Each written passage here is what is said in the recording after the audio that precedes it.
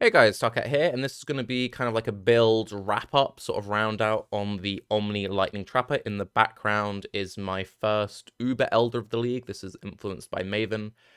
So far, I've done everything except for some Maven invitations, Maven herself, and then the Uber bosses, and those are kind of like the final goals I have for the build. Otherwise, my character is kind of at like a realistic gear cap for SSF. There are still upgrades to be made. In a trade league, you could replace my gear. And in fact, I've had a few people say, what would you do as a trade league player to replicate where your character's at, but not being able to afford Omni, because Omni's like 50 exalts? You could easily surpass my gear in a trade league with recombobulators, and to the point which you could make up for not having the Omni pretty easily. I don't have any corruptions giving me anything crazy. I have a pretty good +1 weapon, but you could get a much better +2 weapon pretty easily in SSF. Obviously, I'm using an Omni, so I haven't got plus levels on my amulet. If you had a +2 weapon, a +1 shield, which I don't have, and then like a +1 to +2 amulet, you could make up for the damage that you wouldn't have from not having an Omni, especially if you then started having like +2 or even possibly like +4 chest pieces. Otherwise, though, my character is like pretty GG in terms of gear for SSF. I've been getting like really good piece of gear with other really good piece of gear, recombobbing them together. My current chest piece is like an incursion chest plus essence chest being smushed together, and we're doing this on like 6-link bases. Thanks to doing Legion as like the main part of my Atlas strategy, I've been able to do some really risky 6-link craft. So if you are struggling with crafting 6-links or just getting 6-links even in SSF, Legion's great. I think I have 3 Geomancer incubators on the go right now, and that's just from doing a couple of 5-ways. Yeah, Legion rains Geomancers, and that's not just from doing the 5-ways, which I have been doing, but also just from them dropping naturally in the maps. I'm also really happy with how my Atlas strategy has turned out, so I will talk about my Atlas strategy a little bit at the end. But yeah, my damage for SSF I'm very happy with. I can do the bosses comfortably. I can clear tier 16 content very comfortably. I can farm Legion 5-ways, cozy.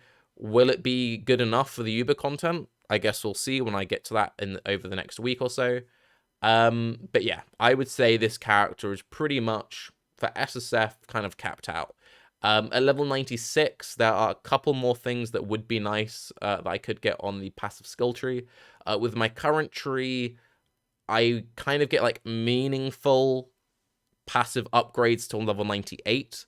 So my next passive point would be getting the 23 Chaos Res node, and then my 98 would be getting the Mastery from that node. But from that point, like getting to 99, getting to 100, I don't really have any more good passives to get. I've gotten all the good 2-point jewels. I do actually have a quite nice Watcher's Eye that I, funny enough, dropped from this that I could equip. But that would require me, yeah, pushing like to level 99 or something to get a 3-point jewel. So yeah, that's what I'm kind of saying. The character's sort of like soft capped in terms of SSF progression. At this point, really, I just need to decide what my goals are going to be once we have gotten those next set of bosses down. I kind of see myself having realistically 2 main options. That would be farming to level 100 and being like, cool, we've done an SSF level 100. I've only ever done a level 100 once. That was in hardcore many, many years ago. And I found it quite boring, and I was like, never again. So yeah, not that keen on that idea. Just it takes such a long time. And otherwise it would be like farming Crimson Temple to maybe try and get like a Mage Blood or something. But realistically, it would be picking my next character. I will talk about my next character stuff at the end. Now that we've shown off that footage, let's go into talking about the character itself, showing where my current gear is, and also I'll start off by showing off my passive skill tree, because I think I've settled on this passive skill tree. So this is a passive skill tree I only recommend if you have a lot of damage. This will look actually pretty similar to the generic kind of trapper tree, but I've done a few things differently, obviously, because it's an Omni build. We're taking some increased attributes, and I'm actually rooting really hard through movement speed. So one of the shortcomings of trappers is they can feel a little bit slow sometimes because you've got to like throw the trap, wait for the trap to wait for the trap to explode. So I currently have a base movement speed of 75%, and I have a onslaught chest piece. So when I get hit, I gain onslaught. Pretty good. And what's quite nice about this is I have this mastery here, which gives me 10% movement speed if you haven't taken damage recently. So if I've taken damage recently, I gain the onslaught, and if I haven't taken damage recently, this activates. So I always have good movement speed. My movement speed without any like conditional buffs active is the speed I was at with my old tree with a quicksilver. So this feels much, much nicer for bossing. It's much safer. It's much easier to dodge things. And obviously it feels much nicer while mapping. So yeah, would recommend. Otherwise, we've taken Pierce on the tree because I haven't got a Pierce helmet enchant, which enables me to use Trap and Mind Damage as my 6th link. Using Trap and Mind Damage as my 6th link instead of Pierce kind of makes up for the damage I lost, because this old tree was much higher damage. You know, taking like all of this, getting the power charge stuff and power charge stuff. But this is a level 21 is a 49% more multiplier compared to a 19 more multiplier. So that 30% more damage kind of makes up for a more like utility focused passive skill tree. As I said, my next level up would be giving me one with evil, which gives me an extra 23 chaos res. I currently have 34% chaos res, which feels pretty good. I'm also immune to poison, so it's like I probably don't really need it. In theory, at level 97, I could drop these 2 nodes, take this 3-point jewel, and then run my Watcher's Eye, which would be okay. You know, be giving me 6% life and 8% Physmit would be pretty solid. Physical mitigation is probably the weakest point of this build. We are running determination. We are running armor evasion gear, and I'm running a granite flask for more armor. My old chest piece was a really nice way of getting more physical mitigation, and I suppose if I was going for the perfect chest piece, it would be taking the essence for fizz, 50% of fizz from hits taken as cold, smushed with the essence that gives onslaught for 6 seconds when hit, on top of an incursion chest piece with the percent life, on top of a Alva chest piece, which is then 15% of life as extra maximum energy shield. But that would just be like silly levels of smushing. But as I said, we do get a lot of 6 links. So I've had 1, 2, 3, 4, and I've deleted 2 from crafting. So 1, 2, 3, 4, 5, 6, 7, 8. I've had 8 from Legion, and then as I said, I've got another 1, 2, 3 on the go. So like, yeah, Legion's been really good to me. Cannot sing the praises of it enough.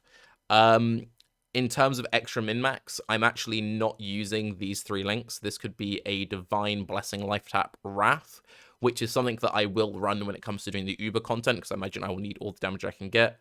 But until then, I'm just leveling more gems. I did actually happen to get my hands on an Enlighten, which I've been leveling up. And getting this Enlighten to level 4 would potentially allow me to mess around with some extra aura setups. But currently, my links I'll show you as follows.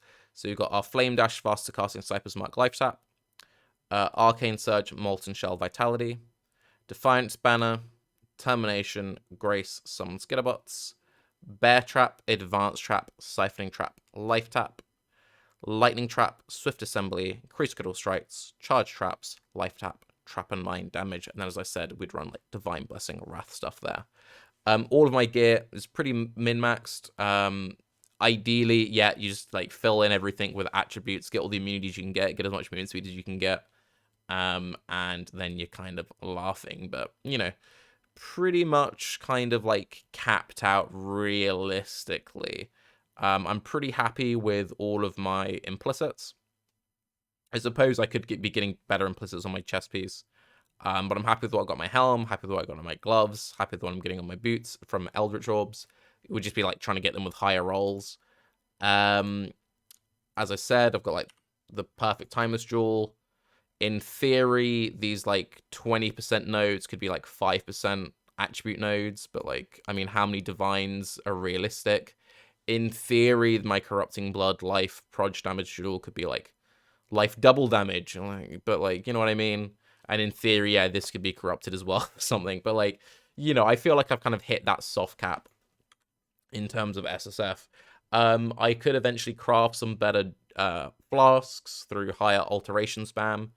And I've had some people ask why I'm not using, like, instilling flasks or anything like that, to be, like, automated. I've actually found that I've gotten so used to just manually flasking, that I just prefer to flask myself. If you're wondering why I run double life flask, in theory, I could drop one of these flasks for a jade flask, but I don't feel like I really need it. I don't feel like I need a damage flask, and the only real shortcomings of a trapper is, like, not having access to leech and stuff. I've got really good passive regen, so just getting some burst healing is just pretty solid, so that's why I run the double life flask there. For uber bossing, I would take replenishing remedies for even more life flask sustain, and realistically, I don't need these two for bossing, so I'd probably do double quicksilver, triple life flask for the ubers. And I think that's kind of it. As I said, in a trade league, you could replicate my damage without an Omni. It would just be a case of really going ham on the recon bobs and making sure you're getting all the plus level gear that you can. I can kind of show you some examples of, like, how I've been recon bobbing gear. So basically, I collect all the level ID6 bases. I've collected a lot of bases. And I'll pick. So I'm like, currently I'm trying to upgrade my shield. So I want to get a Crusader Buckler base shield because it's got 9% movement speed, and I'm just chasing movement speed currently. So this one has got the good life roll I want. All right, awesome. This Titanium Spirit Shield has got the tier 1 spell damage. Awesome. You then take these two together, smush, and pray that you get the spell damage with the life. And it's like, all right, cool. Then we get a critical strike chance for spells, same dealio, smush, and keep going. And I'm eventually hoping to get a tier 1 spell damage, tier 1 spell crit, plus 1 level gem shield with, I would be happy with crafted life at that point, and on a 9% movement speed base shield. That's kind of like the final upgrade I want to do on this character. Once I've done that, I'm pretty much happy. I've been working on some fractured rings. The way you do this is if you ever get, like, a fractured ring on a bad base, this was a iron ring originally.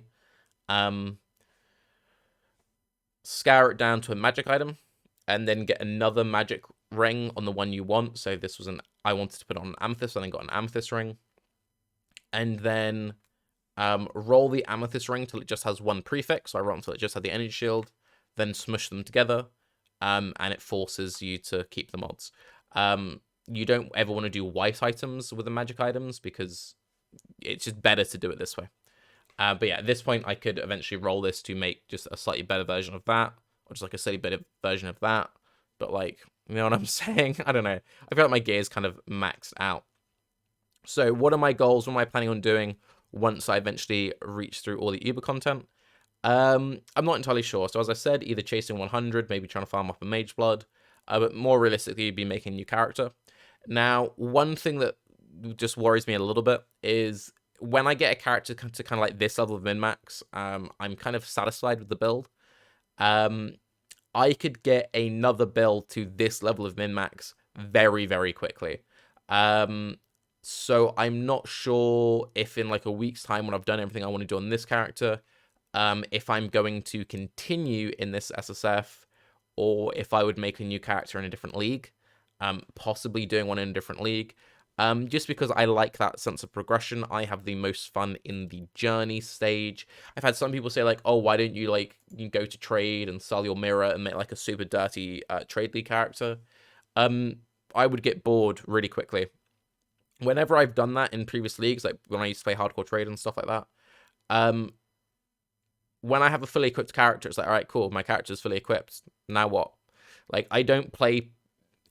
If I've got a perfectly min-max character, I've already gotten level 100 before, so it's not like, oh, I'm just going to run maps infinitely, because it's like, I want to be working towards, like, you know what I'm saying? So, yeah, I'm not sure.